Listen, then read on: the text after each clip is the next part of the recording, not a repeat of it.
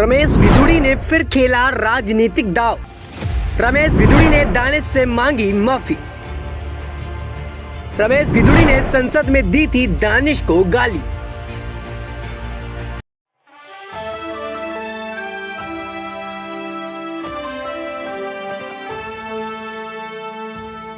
नमस्कार, आप देख रहे हैं नेक्स्ट 9 न्यूज पॉलिटिकल बाइट। मैं हूं आपके साथ आकाश त्रिवेदी। दर्शकों, आपको बता दें कि भाजपा सांसद रमेश भिदुड़ी चंद्रयान 3 को लेकर सदन के अंदर बातचीत चल रही थी और उसी दौरान अचानक से आज जो है दानिश अली पर भड़के और अब शब्दों का इस्तेमाल कर दिया।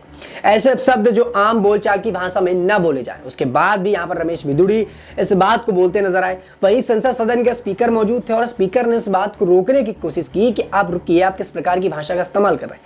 तो रमेश भिदुड़ी ने उग्रवादी जैसे शब्दों का इस्तेमाल किया और यह कहा कि मैंने तुम्हारा नाम नोट कर लिया है, बाहर मिलना मैं तुम्हें बताऊंगा। क्या कुछ बोलते हुए नजर आए थे सदन के अंदर रमेश भिदुड़ी, वो बयान सुनिए पहले आप। क्यों ले रहे हैं? मोदी साहब सिरे नहीं ले रहे हैं, सिरे ले रहे हैं देश के वैज्ञानिक।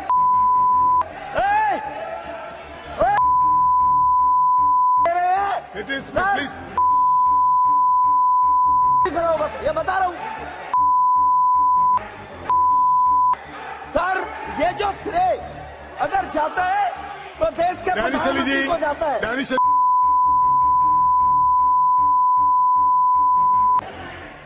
सर, अभी मैं बताना चाहता हूँ, अधीर रंजन जी अभी शोर मचा रहे थे, लिस्ट पढ़ रहे थे। उस लिस्ट में अधीर रंजन जी जब लिस्ट पढ़ रहे थे 1975 से लेकर अभी तक If anything wrong, अभी रोज पढ़ रहे थे सर। इसरो ने Please, you take your seat. 1975 से अब तक 52% सुना आपने।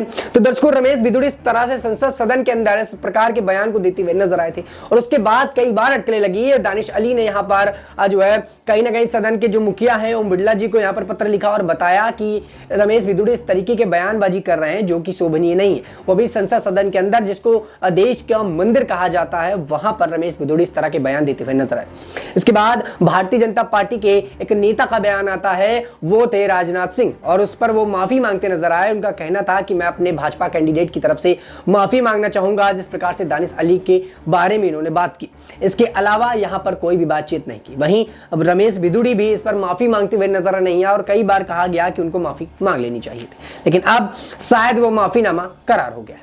दर्शकों, आपकी जानकारी के लिए बता दें कि भाजपा सांसद रमेश भिदुड़ी चंद्रयान 3 और इसरो की सफलता पर बोल रहे थे। इस दौरान उन्होंने पीएम मोदी की सरकार की तारीफ की थी, जिस पर बसपा सांसद कुमार दानिश अली ने रमेश भिदुड़ी को संबोधन के बीच उठकर कुछ सवाल उठाए। इसके बाद भाजपा सांसद अमर्यादित भाषा का इस्तेमाल करते हुए नजर आए और इस पर अपनी नाराजगी भी जताई थी। वहीं आपको बता दें कि अमरोहा सांसद दानिश अली पर विवादित टिप्पणी के मामले पर अब भाजपा सांसद रमेश भिदुड़ी ने माफी मांग ली है। बता दें कि गुरुवार को लोकसभा विशेषाधिकार समिति की बैठक में सांसद रमेश भिदुड़ी ने बसपा सांसद दानिश अली के खिलाफ अपनी आपत्तिजनक टिप्पणी के लिए खेद व्यक्त किया है। इसके दौरान समिति के सामने दानिश अली भी मौजूद रहे। घटना को लेकर विस्तार से चर्चा भी की गई। बता दें कि संसद में कार्यवाही के दौरान भाजपा सांसद रमेश भिदुड़ी चंद्रयान 3 के मिशन और इसरो की सफलता पर उस वक्त बोल रहे थे और इस दौरान उन्होंने पीएम मोदी की सरकार की तारीफ की थी, जिस पर बसपा सांसद कुंवर दानिश अली ने रमेश भिदुड़ी के संबोधन के बीच में उनको टोक दिया और कुछ सवाल यहां पर उठा दिए थे। इसके बाद भाजपा सांसद ने अमर्यादित भाषा का इस्तेमाल करते हुए अपनी नाराजगी बताई और यहां पर दानिश अली पर जमकर हमला बोला और कई अपशब्दों का भी इस्तेमाल किया। वहीं घटना के दूसरे ही दिन संसद दानिश अली ने प्रेस कॉन्फ्रेंस में कहा था कि उनके खिलाफ सदन में जैसी आपत्तिजनक टिप्पणियां की गई हैं उससे वो बेहद ज्यादा आहत है। वो रात से सोए नहीं और अपनी बातों को सोच सोचकर, जिस प्रकार से रमेश भिदुड़ी ने यहां पर उनके बारे में कही, सोच सोचकर काफी ज्यादा चिंतित थे। उसकी लिंचिंग होती है दिल्ली के अंदर, मतलब ये रूटीन हो गया है।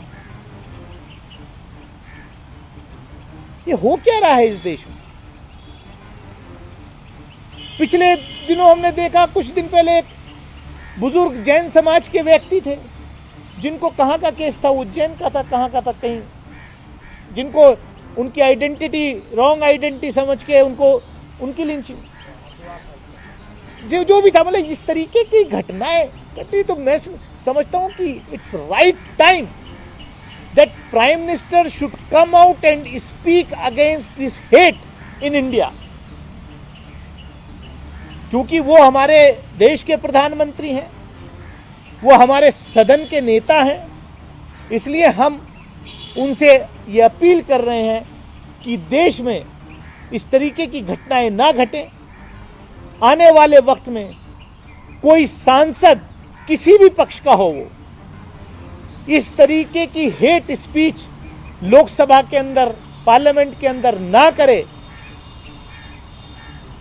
ऐसा कोई पनिशमेंट, ऐसी कोई मिसाल कायम करनी चाहिए। आपने कहा कि आपने प्रधानमंत्री को पत्र लिखा है कार्रवाई के लिए या इस पर बोलने के लिए, लेकिन श्रीकांत दुबे ने कहा है कि आपने लोकसभा में प्रधानमंत्री को इमेज शेयर किया।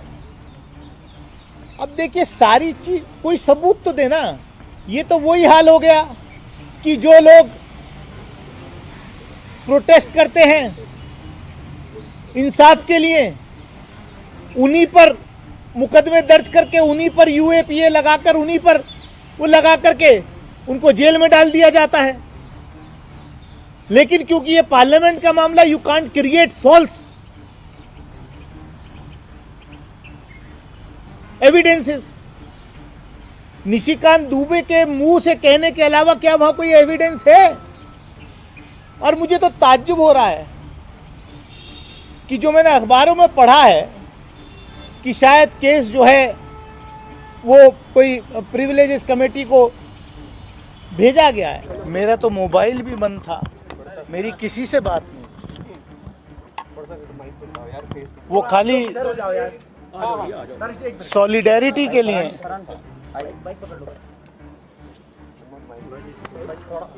मेरा हौसला बुलंद करने के लिए वो यहाँ आए कि अपने आप को अकेला मत समझिए। इस देश के का हर वो व्यक्ति जो देश के लोकतंत्र में विश्वास रखता है, वो आपके साथ खड़ा है। और क्या कुछ कहा राहुल जी ने? आपसे मुलाकात हुई, रमेश बिधूड़ी के व्यवहार को लेकर, उनकी लैंग्वेज को लेकर? उन्होंने इतना ही कहा कि इसको दिल पे मत लीजिए, अपनी सेहत का ख्याल रखिए। दानी जी, आज लेकिन दिल पे लगने वाली बात तो है। दिल पर लगने वाली बात है। आज दिन भर काफी हलचल होती रही, आपने प्रेस कॉन्फ्रेंस की, उसके बावजूद भी काफी राजनीतिक प्रतिक्रिया आई और विपक्षी दलों ने काफी विरोध भी किया है, बयान का मांग की जा रही है अलग अलग तरह की। अब आप जब शाम हो गई है, किस तरह से इस पूरे प्रकरण को देख रहे हैं? आगे क्या एक्शन होना चाहिए? आप क्या चाहते हैं? मुझे इस बात का थोड़ा रिलीफ मिला है कि मैं अकेला नहीं खड़ा, कि पूरा विपक्ष की सॉलिडेरिटी मेरे साथ है और मैं अकेला नहीं हूं। वो जो हमला है वो मेरे ऊपर अकेले के ऊपर नहीं है, वो खाली दानिश अली के ऊपर वो हमला नहीं, वो हमला इस लोकतंत्र पे, वो हमला संविधान पे, वो हमला जो नफरत की दुकानें सड़कों पर लगती थी, वो अब नफरत की दुकान इस अमृतकाल में, इस नए भारत के नए संसद के परिसर में लगनी शुरू हो गई। इसका मुझे अफसोस है। वहीं संसद के लोकसभा स्पीकर ओम बिरला को पत्र लिखकर भी बिधूड़ी के खिलाफ कार्रवाई करने की और यहां पर दानिश अली ने मांग की थी, लेकिन वो भी पूरी होती हुई नजर नहीं आ रही थी और कहा यह जा रहा था कि रमेश बिधूड़ी को यहां पर माफी मांग लेनी चाहिए। लेकिन अब रमेश बिधूड़ी ने गुरुवार को यहां पर संसद सदन की समिति की बैठक चल रही थी, उस दौरान यहां पर माफी मांगी और उस पूरे गलती के लिए एहसास जताया कि उस गलती मुझसे हो गई, मैंने उस दिन ऐसे ही अमर्यादित भाषा का इस्तेमाल किया और मैंने ऐसी बातें आपको कह दी। इसके साथ ही दर्शकों आपको बता दें कि इस पूरे मामले पर यहां पर कांग्रेस पार्टी के नेता राहुल गांधी की बड़ी एंट्री हुई थी।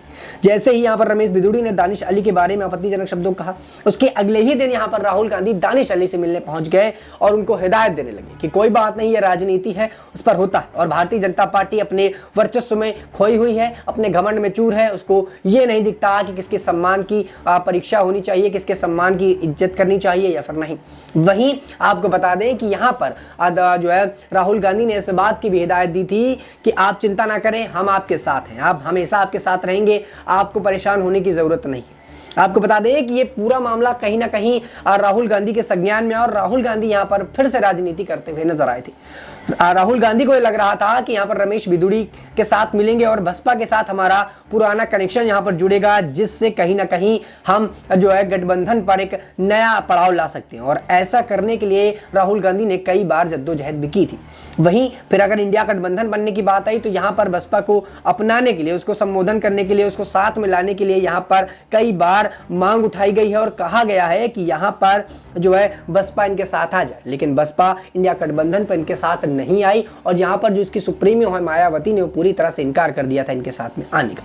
दर्शकों, अब देखना ही होगा कि जिस प्रकार से रमेश बिधूड़ी ने यहाँ माफी मांग ली तो क्या दानिश अली भी इनको यहाँ पर माफ करते हुए नजर आएंगे या फिर नहीं, क्योंकि दानिश अली काफी ज्यादा नाराज थे। हालांकि ये मामला बहुत ज्यादा चर्चाओं का विषय भी बना था और लगातार इस पर जो प्रतिक्रियाएं आ रही थी विपक्षी पार्टियों की। यहाँ पर भाजपा सुप्रीमो का भी बयान आया था, अखिलेश यादव का भी बयान आया था।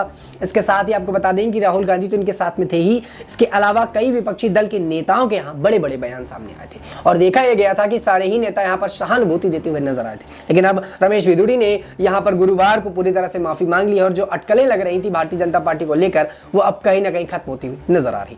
दर्शकों, अब देखना होगा कि ये रमेश बिधूड़ी ने जिस तरीके से माफी मांगा है इसके पीछे इनका व्यक्तित्व बोल रहा था या फिर राजनीति का कोई जो है खेल बोल रहा था। इस पूरे मुद्दे पर दर्शकों आप अपनी क्या राय रखते हैं नीचे कमेंट बॉक्स में जरूर बताइएगा। फिलहाल के लिए इतना ही। देश दुनिया की तमाम खबरों से जुड़े रहने के लिए आप देखते रहिए नेक्स्ट 9 न्यूज़ पॉलिटिकल बाइट।